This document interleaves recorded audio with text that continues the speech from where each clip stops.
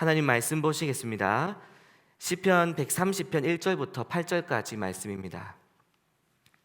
구약 성경 시편 130편 1절부터 8절까지 말씀입니다.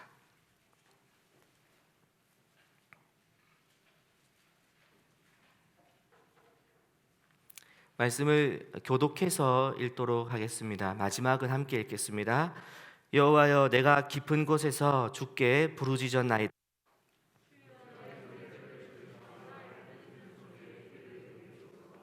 여호와여, 주께서 죄악을 지켜보실진대 주여 누가 서리이까?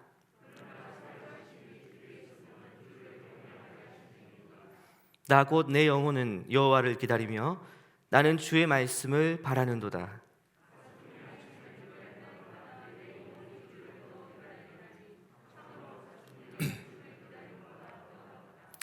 이스라엘아, 여호와를 바랄지어다. 여호와께서는 인자하심과 풍성한 속량이 있음이라. 그가 이스라엘을 그의 모든 죄악에서 속량하시리로다. 아멘. 본문 1절 말씀을 보면 시인은 내가 깊은 데서 주께 부르짖는다 얘기하고 있습니다. 성경에서 깊은 곳 혹은 수렁이라는 표현이 나올 때는 몸과 마음이 극히 괴롭고 고통스러운 상황을 의미하게 됩니다. 시인이 처한 상황은 어떤 상황이겠습니까? 바벨론의 포로가 되어서 박해받고 있던 시대라고 볼 수 있겠습니다. 107편부터 150편까지를 제5권으로 보는데 5권 시편에 있는 5권은 주로 바벨론 포로 생활 끝 무렵에 있는 배경을 가지고 있기 때문에 우리는 시인이 처한 상황이 포로 생활이다 짐작을 할 수 있게 되는 것이죠. 계속해서 시인은 2절에서 주여 내 소리를 들으시며 나의 간구하는 소리에 귀를 좀 기울여 주십시오 얘기하고 있습니다.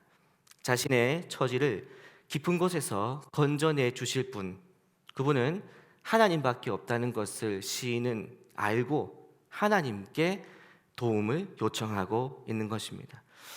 어찌 보면 우리의 입장에서 당연한 모습이라고 생각할 수 있겠지만 우리의 삶을 생각해 보면 이 시인의 태도가 참으로 경건하다는 것을 생각할 수 있습니다. 여러분은 어려운 일을 만날 때 어떻게 하십니까? 결정하기 어려운 일이 생길 때, 다툼이 생겼을 때 누구를 찾아가십니까? 저는 저희 아버지에게 자주 전화를 걸기도 하고 어머니에게 지혜를 구하기도 하는데요. 여러분들은 어떻게 하십니까? 기도하시죠. 기도해야 되고 또 기도가 우리의 정답이 맞습니다. 그러나 많은 성도들이 제가 앞에 말씀드린 것처럼 기도하기보다 사람을 찾아가는 경우가 많습니다. 문제를 가지고 하나님 앞에 나아가기보다 믿을 만한 사람을 찾아가고 연주를 찾아보고 돈으로 해결해 보려 하고 힘으로 해결해 보려 하는 경우가 훨씬 많은 거죠.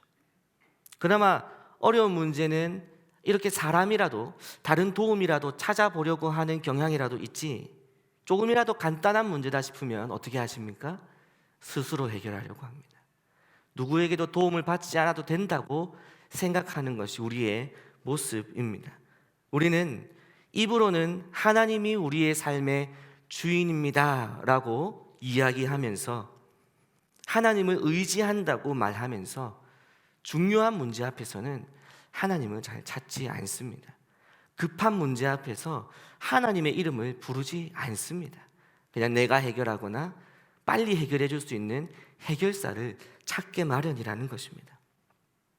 10계명에서 제1계명에서 너는 나 외에 다른 신들을 내게 두지 말지어다 라고 하는 이 율법은, 이 계명은 우상을 섬기지 말라고 하는 것인데요, 이 우상을 신들이라고 표현한 이유는 이 우상은 하나님 외에 우리가 더 사랑하거나 더 의지하는 모든 대상을 의미하기 때문에 그렇습니다. 다시 말하면 내가 하나님보다 돈을 더 의지한다면, 부모님을 더 의지한다면, 남편이나 가족이나 직장에 있는 믿을 만한 상사나 어떤 사람이나 물건, 도구, 저도 요즘에는 궁금한 것이 생기면 오히려 스마트폰을 의지할 때가 있는데요, 그래서 학생들은 네이버 신이라고 이렇게 부르기도 합니다. 우리에게 있어서 지식의 어떤 정보는 컴퓨터와 스마트폰에게 의지하는 경우가 훨씬 많지요. 좋은 치과 어디 있나요? 좋은 학교 어디인가 이런 거 다 인터넷을 의지하게 됩니다. 우리는 입으로는 하나님을 의지한다고 하면서 실제로 더 빨리 더 쉽게 우리에게 답을 찾을 수 있는, 답을 제공해 주는 대상이 따로 있다는 것입니다. 결국 우리가 우리의 삶에서 어려운 순간에 하나님 외에 다른 존재를 찾는다면 그것이 바로 우상 숭배의 시작이 될 수 있다는 것입니다. 어려운 순간이 됐을 때 하나님의 이름을 먼저 불러야 되는데 우리의 손이 먼저 가고 우리의 입이 먼저 달려가는 것이 있다면 그것으로부터 우리는 우상 숭배가 시작될 수 있다는 것이죠. 사랑하는 성도님 여러분, 위급한 문제가 생길 때, 급한 일이 생길 때 잠깐이라도 눈을 감고 주님의 이름을 부르며 오늘 시편의 모습처럼, 오늘 시인의 모습처럼 하나님 앞에 엎드리는 습관을 가지시는 여러분 되기를 바랍니다. 그것이 설령 형식적이라 할지라도, 습관적이라 할지라도 적어도 그 모습이라도 우리가 갖추지 아니하면 하나님을 의지할 길은 더 이상 남아있지 않습니다. 급한 일이 생길 때 습관처럼이라도 주여, 아버지, 우리가 예전에는 이런 것들이 좀 버리자고 얘기했지만 이제는 오히려 다시 그런 것들이라도 지켜야 하지 않나 생각하게 되는 것입니다. 그런데 본문의 시인은 하나님 앞에 엎드렸습니다. 자신의 삶에 어쩌면 가장 괴로운 고통의 문제를 하나님 앞에 내놓고 부르짖어 기도하고 있습니다. 이것이 얼마나 간단하면서도 어려운 일인지 여러분 잘 아시죠? 시인은 그렇게 엎드린 채 3절과 4절에서 자신의 고통의 이유가 자신의 죄악 때문이라고 고백하고 있습니다. 많은 경우 우리의 불순종이나 불신앙이 우리 삶에 약이 되는 고통의 원인이 됩니다. 물론 우리의 모든 고통을 다 우리의 죄악이라고 얘기할 수는 없습니다. 때로는 알 수 없는 이유로 또 연단을 위해서 주님 주시는 고통이 있지요. 그러나 대부분의 많은 모습은 우리의 불순종과 불신앙 때문에 우리에게 일어나는 고통이라는 것을 우리는 알아야 합니다. 특히 오늘 본문처럼 바벨론의 포로가 된 유대민족은 분명히 하나님 앞에 범죄한 결과로서 바벨론을 통해서, 갈대아인을 통해서 심판하신 것이라고 선지자들을 통해서 말씀하셨기 때문에 이 시인은 지금 내가 나의 죄 때문에 이렇게 고통받고 있노라고 고백하고 있는 것이죠. 마찬가지로 우리도 우리의 삶에 고통이 찾아왔을 때 하나님 앞에 엎드려서 우리의 죄를 자복하고 회개하는 모습을 가져야 하겠습니다. 왜 나에게 이런 일이 일어났나? 하나님과 나와의 관계에 무슨 문제가 있었나? 이 부분부터 먼저 점검해야 하는 것이죠. 그러나 아까 말씀드린 대로 그럼에도 불구하고 모든 것이 죄라고 치부해 버릴 수는 없습니다.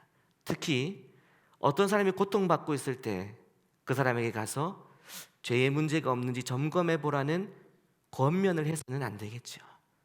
적어도 이런 말씀을 전하는 자리에서 우리의 죄악이, 우리의 고통이 우리의 불순종에서 온 것일 수 있다는 말씀을 전하는 것과 우리의 사랑방에서 고통당하는 자에게 그 죄 때문인 것 같다고 말하는 것과는 분명한 차이가 있을 것입니다. 우리는 그런 것에 있어서는 입술에 자물쇠를 채워야 하겠죠. 그러나 어쨌든 우리는 고통을 당할 때 주님 앞에 나아가서 물어야 합니다. 하나님, 나에게 왜 이런 일이 일어났습니까? 하나님, 왜 이런 일을 허락하고 계십니까? 왜냐하면 이 세상의 모든 역사는 하나님의 섭리를 벗어나는 일이 없기 때문입니다. 모든 좋은 일과 모든 나쁜 일도 하나님의 섭리와 통치를 벗어나는 일이 없습니다.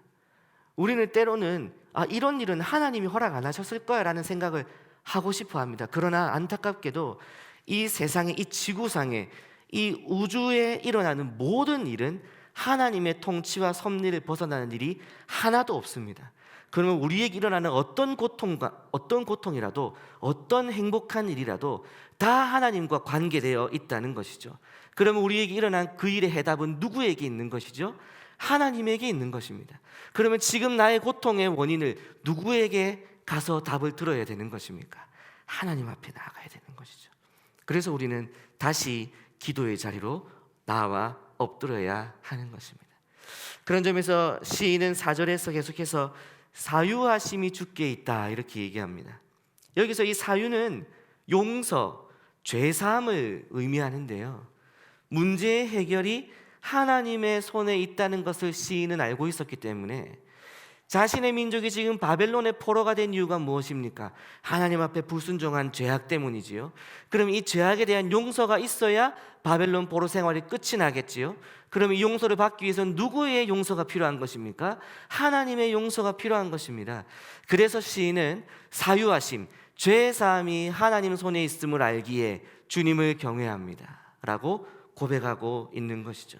주님께서 사랑하시는 우리 이삭교회 성도님 여러분, 여러분의 삶의 문제가 발생할 때 방금 말씀드린 것과 같이 즉각적으로 하나님 앞에 엎드리시는 저와 여러분 되시기를 바랍니다.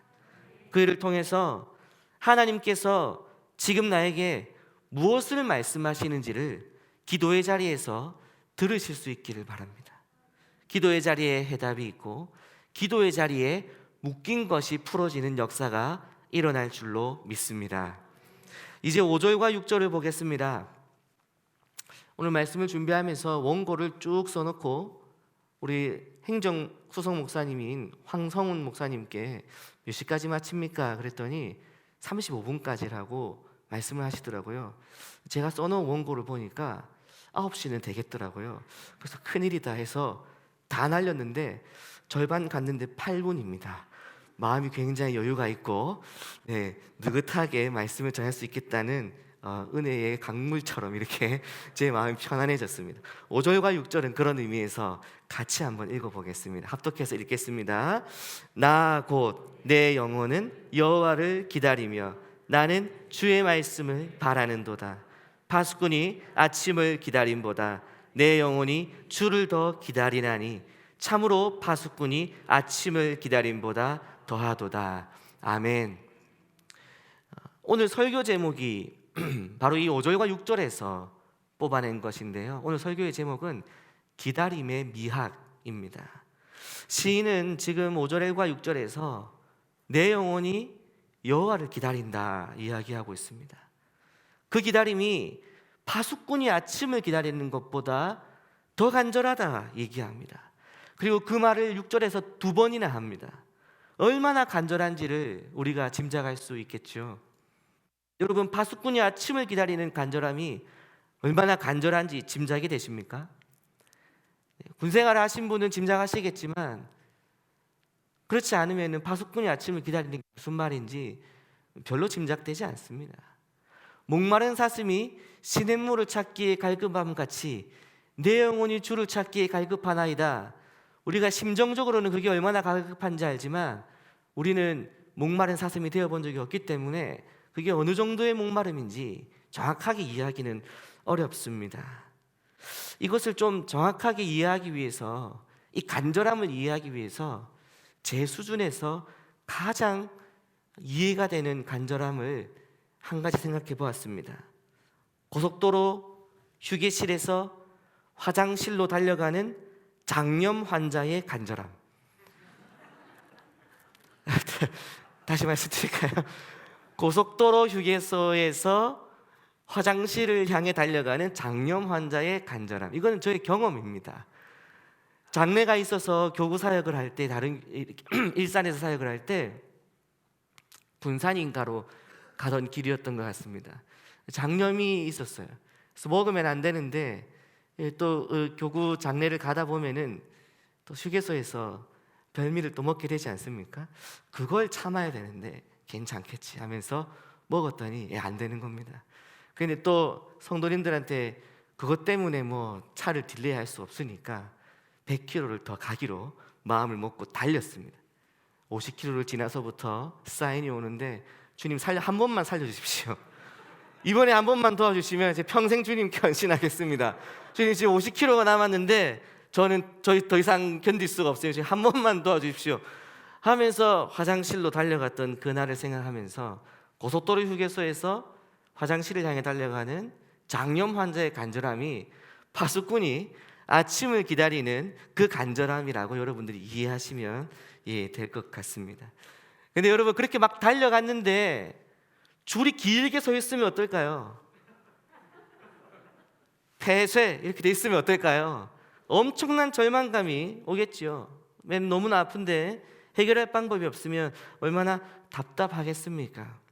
지금 시인은 4절에서 죄 사함이 하나님에게 있음을 믿고 하나님 앞에 엎드려 죄를 용서해 달라고 기도하고 있습니다. 그 용서로 말미암아 바벨론 포로 생활이 끝나기를 기대하는 것이죠. 근데 여러분, 하나님에게 죄 사함의 능력이 없다면, 하나님에게 바벨론 포로 생활을 종결시켜 줄 권세가 없다면 시인의 믿음과 기도는 의미가 있습니까? 없습니까? 아무 의미가 없게 되는 것입니다. 하나님께 아무리 간절히 기도해도, 하나님께 아무리 뜨겁게 찬양을 해도 하나님에게 능력이 없으면, 하나님에게 권세가 없으면, 하나님이 살아계시지 않으면 우리의 찬양과 기도는 무의미해지게 되는 것이죠. 그러나 오늘 시인은 하나님에게 죄사함의 권세가 있음을 믿고 있기 때문에, 그 믿음에 확신이 있기 때문에 그것을 붙잡고 하나님 앞에 엎드려 나의 죄를 용서해 주시고 우리 민족의 죄를 사해 주시고 우리를 바벨론의 포로 생활을 끝내 주시옵소서라고 지금 기도할 수 있게 되는 것입니다. 오늘 설교 제목이 기다림의 미학이라고 말씀드렸지요. 기다림의 미학이라고 하면은 기다림 그 안에 있는 아름다움, 혹은 기다림 그 안에 있는 가치, 이렇게 얘기할 수 있겠습니다. 히브리서 10장 36절 같이 한번 읽어보겠습니다. 히브리서 10장 36절 시작. 너희에게 인내가 필요함은 너희가 하나님의 뜻을 행한 후에 약속하신 것을 받기 위함이라. 4절에서 시인이 말했던 자유하심이 하나님께 있다, 이 말은 죄사함이 하나님에게 달려있다는 믿음의 고백이면서 동시에 죄사함이 하나님께 달려있어야 하는 소망이기도 하는 것이죠. 믿음과 소망이 지금 함께 결부되어져 있는 것입니다. 고속도로에서 운전을 하다가 휴게소에 가서 화장실을 가자라고 하면은 휴게소에 화장실이 있다는 믿음과 내가 그 화장실을 가고 싶다는 소망이 결합되어져 있는 문장입니다. 휴게소 가서 화장실 가자, 없으면 어떡할 것입니까? 근데 있다고 믿기 때문에 휴게소에 가서 화장실에 가자, 이렇게 얘기하는 것이죠. 마찬가지로 사유하심이 하나님 손에 있습니다라는 말은 사유하심이 하나님 손에 있다는 것을 믿는 것과 동시에 있어야만 한다는 소망이 함께 결부되어 있는 것이라는 말입니다. 종교개혁자 존 칼빈은 그의 책 기독교 강요 3권 그리스도의 은혜를 받는 길에서 믿음과 소망의 상호관계를 기술했는데 이렇게 설명을 했습니다. 믿음은 소망을 절대 떨어지지 않는 반려자로 바로 곁에 둔다. 믿음은 소망을 반려자로 둔다, 이렇게 얘기하는 것이죠.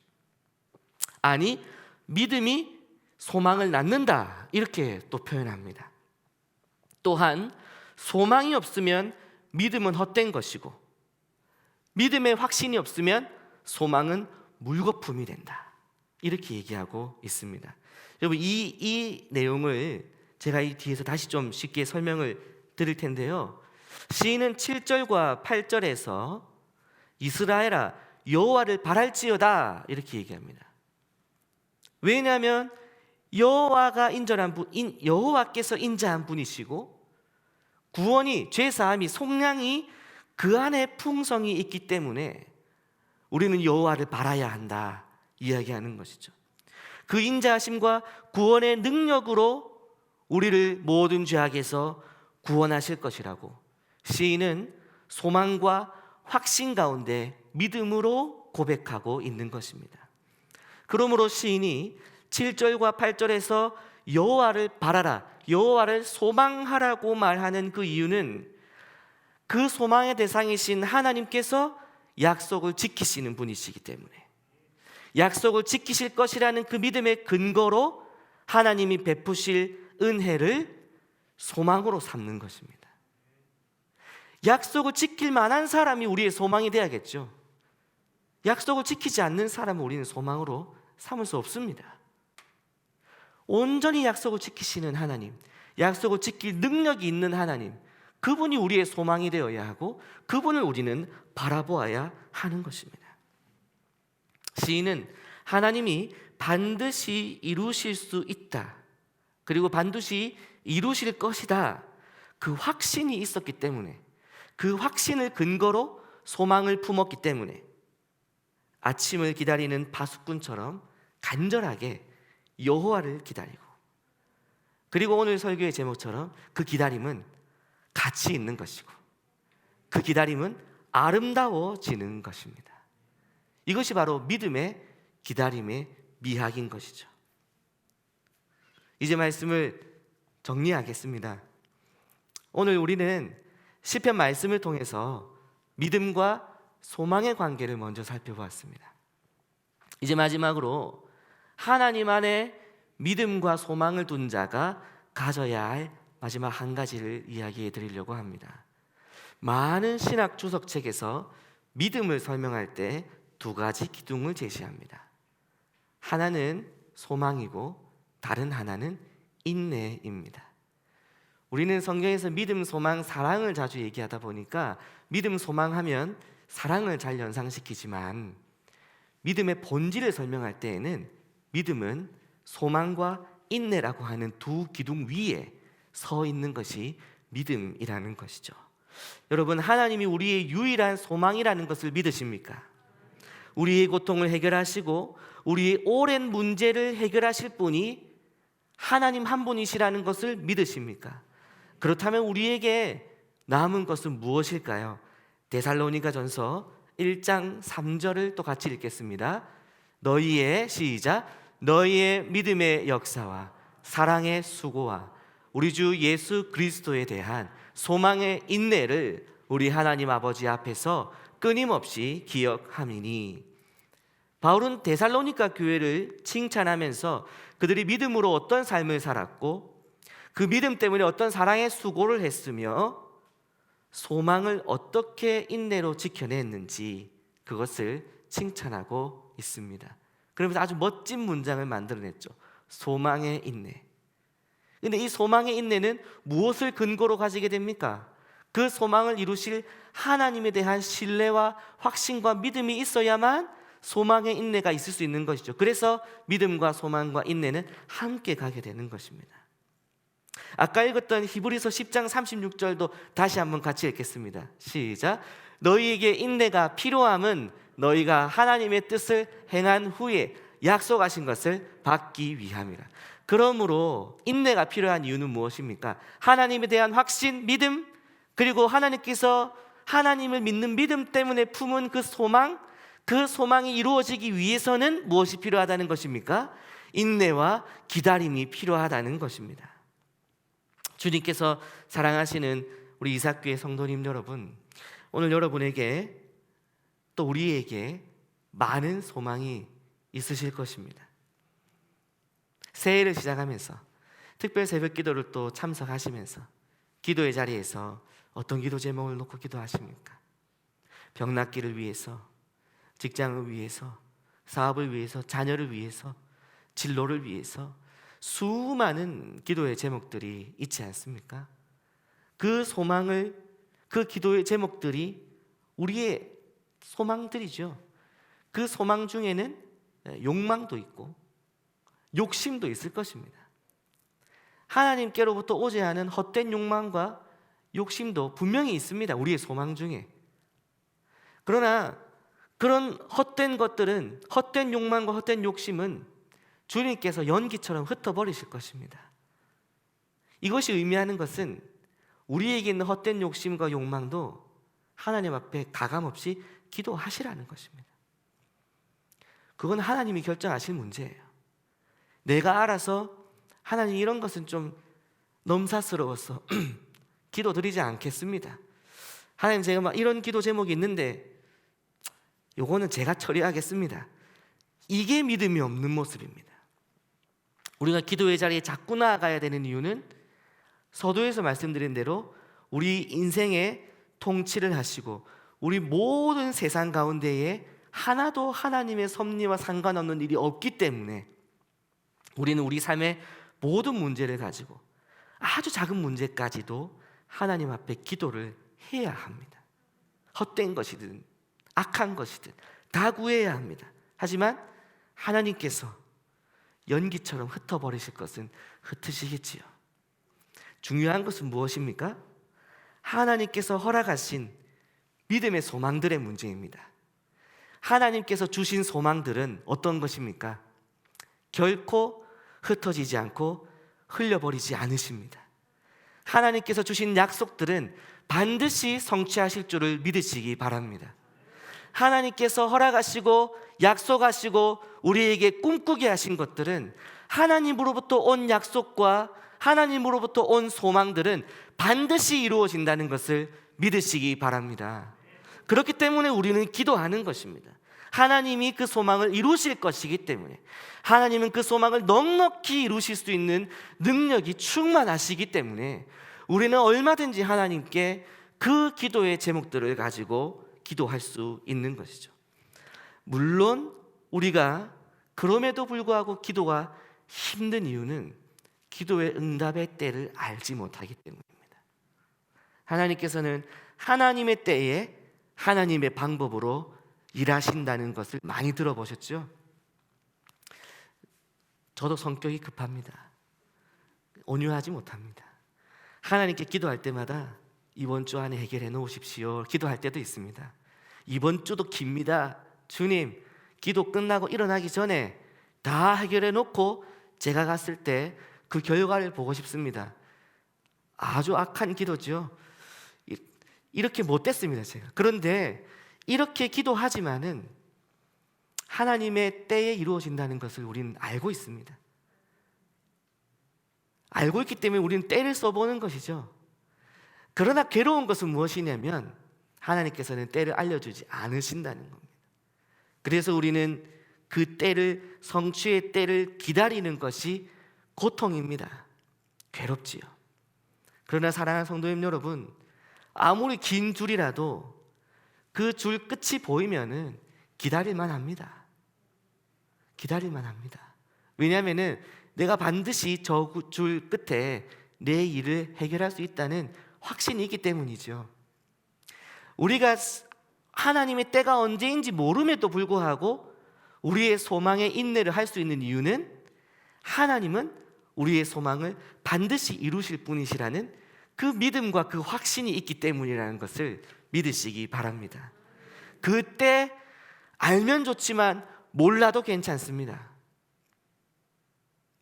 문자로 보내주시면 제일 속 시원하겠죠. 그러나 주님 문자 안 쓰십니다. 언제까지고 우리는 주님의 때를 기다려야 됩니다. 그러나 하나님의 때는 반드시 온다는 것을 믿으시기 바랍니다. 우리는 마찬가지로 코로나가 언제 끝날지 모릅니다. 끝이 있으니까 버티고 있는 것이죠. 사랑하는 성도님 여러분, 마지막으로 옆에 있는 분에게 우리 이렇게 한번 인사해 볼까요? 버텨봅시다. 네. 견뎌봅시다. 예. 기도의 제목이 오래된 것이 있으시죠? 한 20년 된 기도 제목 있으십니까? 한 30년 된 기도 제목 있으십니까? 기도의 제목이었는데 그 대상이 뭐 돌아가셨다든지 그런 기도 제목들도 있으시죠? 우리의 마음에 상처로 남은 기도 제목들도 있으실 것입니다. 그러나 하나님께서는 이 땅에서도 이루시고 하나님 나라에서도 약속을 성취하시는 분이시라는 것을 잊지 마시기 바랍니다. 우리 하나님은 주신 약속을 절대로 잊어버리지 않으십니다. 기다려 보시기 바랍니다. 인내해 보시기 바랍니다. 그 소망의 끝에, 그 인내의 끝에 소망의 열매가 풍성하게 맺혀지는 저와 여러분 되기를 주님의 이름으로 간절히 소망합니다.